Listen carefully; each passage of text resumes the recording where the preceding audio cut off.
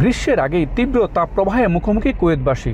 দিনে কোথাও 50 ডিগ্রি আর রাতে 40 ডিগ্রি সেলসিয়াস পর্যন্ত উঠছে তাপমাত্রার পারদ। নাবিশ্বাস্য জনজীবনে অবশ্য এমন আবহাওয়ার মধ্যেই কাজ করছেন প্রবাসী শ্রমিকরা।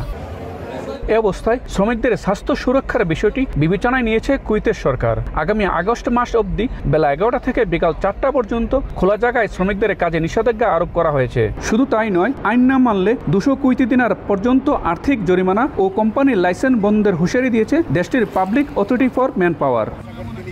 দিনে খোলা আকাশের নিচে কাজে নিষেধাজ্ঞা আরোপ করায় সন্তুষ্টি প্রকাশ করেছে কুয়েত প্রবাসীরা। এখন কুয়েতের তাপমাত্রা দিন দিন অনেক বেড়ে চলছে। এখন গরম শুরু হয় নাই, তারপরও বাইরে আমরা বাইরে মনে হয় যে শরীরের চামড়া পুড়ে যায়, তো মানে গরমের এত অবস্থা।